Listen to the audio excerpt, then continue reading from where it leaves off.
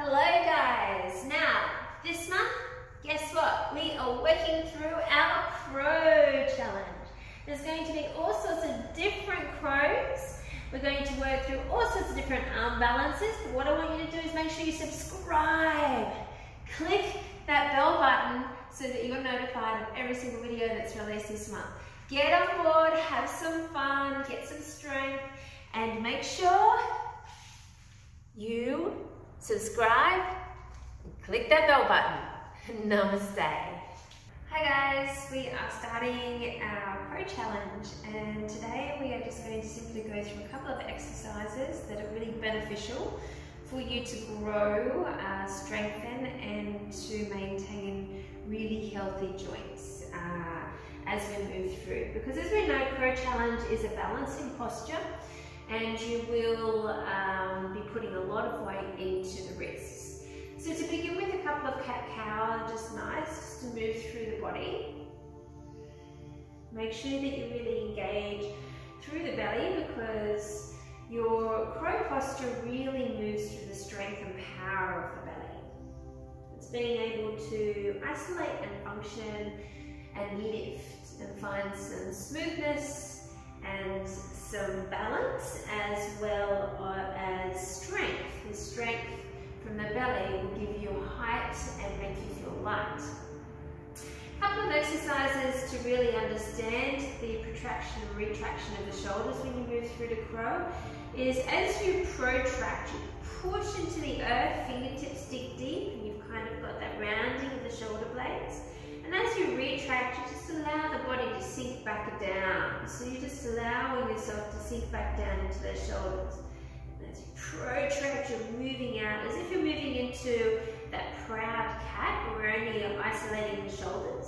And then press back down and feel yourself still really engage the belly and come all the way back. And a couple of these are just really, really good to move through, strengthening through the shoulders. Try and keep your elbows nice and long and press. So a couple more cat-cow just to release that. Again.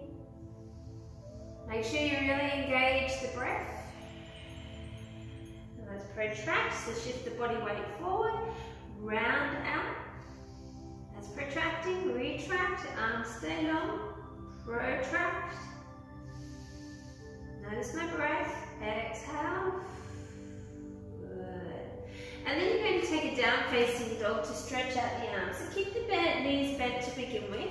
Your fingertips nice and wide. You're pressing your tailbone toward the ceiling. Let go of any tension in the neck.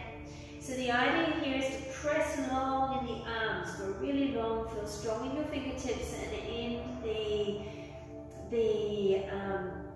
base of the palms, and then from there you can just paddle out the feet, just getting just a little bit of a stretch through the entire body. And it's really important to have strength in your shoulders for the crow, because, and in the arms, because that's what's going to be maintaining the weight. So what I'd like to do is take you through a couple of chaturanga presses. We're going to do it from the knees to begin with. So press yourself over and just make sure that you have the bottom tucked down. So tailbone down, legs are strong, engage your thighs, belly sucked in, and on your exhale, I'm just going to slightly press myself forward. So you kind of want to feel that your shoulders are just slightly over the wrists, and then press down, move to chaturanga. Press all the way back up if you can. Take your time to press back down into balasana, stretch it out, come all the way back up, and in between move through your wrists. So take your wrists from side to side, taking the body weight over, and then pressing forward and back. Forward and back. Take the hands back out again, all the way back into your chaturanga press. Really building the strength. The elbows need to stay nice and close beside you. The hands directly under the shoulders, pressing back up. Take a stretch, round back up. And this time, we'll change the direction of the palms, the hands, just to stretch out the opposite side. I just like to move the inside of the arm creases to the front and to the back. So if I turn around, you just notice what's happening here. Pressing the arm creases forward and then rotating the arms back. Now, depending upon your flexibility in the wrist, that might not be an option for you.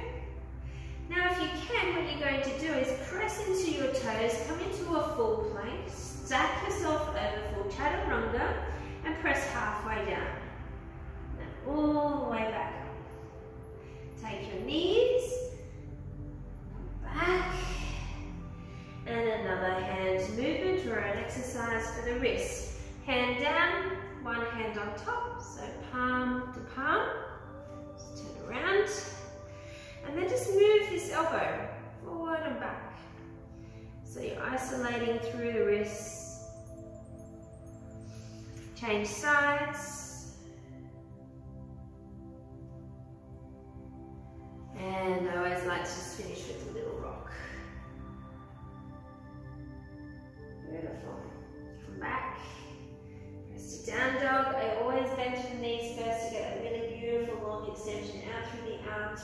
Press the shoulder blades down and around. So the shoulder blades actually wrap and you're pressing your forearms to the front of the groove, elbows down, so you're opening up through the scapula and walk out the legs. Nice big inhale, roll into your plank. Press beyond the hands, chaturanga. Feel free to come into a cobra, giving the elbows squeeze and all the way back. Stretch it out. So there's a couple of different flows that you can move through now just to keep on warming through the wrists. Cat-cows. Feels really nice. You want to make sure that you're really warm. I walk the hands back out, press from the knees, chaturanga press up. All the way back, round into the toes. You can swap this all around as much as you want. Just making sure you're working and squeezing into those elbows.